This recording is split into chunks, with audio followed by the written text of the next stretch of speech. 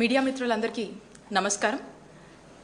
తిరుమల లడ్డు విషయంలో చేసిన తప్పుకు సమాధానం క్షమాపణ చెప్పు అన్నందుకు చంద్రబాబు నాయుడు గారు రాష్ట్రంలో హింసని రాజేస్తున్నారు. ముఖ్యమంత్రి స్థానంలో ఉండి శాంతి భద్రతలను కాపాడాల్సినటువంటి వ్యక్తులే రాష్ట్రంలో హింసను రాజేస్తున్నారు. గత 3-4 రోజులుగా మనం చూస్తూ ఉన్నాము ఏ విధంగా టీడీపీ గుండాలు బరి తెగించి రెచ్చిపోతున్నారు. మాజీ మంత్రులను అంబటి రాంబాబు గారును జోగి రమేష్ గారిని వారి ఇంటిపైన ఏ విధంగా దాడులు చేసి ఏ విధంగా హత్యాయత్నం చేశారో రాష్ట్ర ప్రజలంతా కూడా చూశారు. ఇదేదో అన్ఎక్స్పెక్టెడ్గా జరిగింది కాదు. ఇది ఖచ్చితంగా ఆర్గనైజ్డ్గా ప్లాన్డ్గా భయభ్రాంతులకు గురి చేసేటువంటి దాడిలా మనం చూడాల్సినటువంటి అవసరం ఉంది.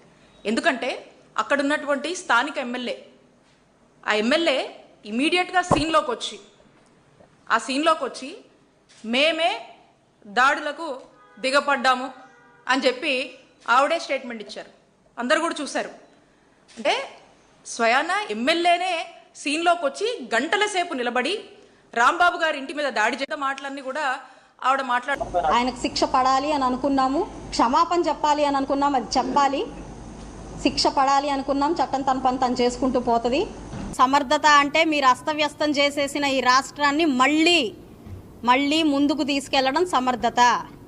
మీరు ఏది పడితే అది వాగుతున్నా కూడా దానికి ఆన్సర్ చేయకుండా లక్ష్యం వైపే ఫోకస్ చేసి ముందుకెళ్లేదాన్ని సమర్థత అంటారు. మా ఇంట్లో మేము పెంచుకున్న టీడీపీ కింద పెంచుకునే ప్రతి కుక్కకు కూడా ఈ సమర్థత ఉంది. నేను ఈ మీడియా పూర్వకంగా మీకు చెప్తున్నాను. కాబట్టి ఇది ఇక్కడితో వదిలేయండి. ఆయనకు శిక్ష పడాలి అని అనుకున్నాము, క్షమాపణ చెప్పాలి అని అనుకున్నాం, అది చెప్పాలి. శిక్ష పడాలి అనుకున్నాం, చట్టం తన పని తను చేసుకుంటూ పోతుంది. దీన్ని అన్నెసెసరీగా డైవర్స్ పాలిటిక్స్ చేయకండి. మళ్ళీ మాట్లాడితే మళ్ళీ వస్తాం. ఇది హెచ్చరిక.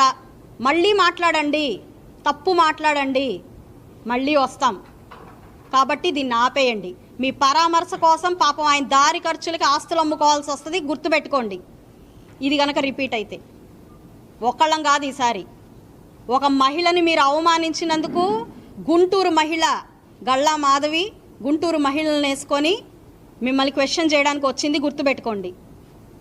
ఇదే మళ్ళీ మీరు పదే గనక ప్రవోక్ చేస్తూ డైవర్స్ చేస్తూ మితిమీరిన వేషాలు గనక వేస్తే ఈరోజు గుంటూరు మహిళ కాదు, ఆంధ్ర మహిళ వస్తుంది బయటికి.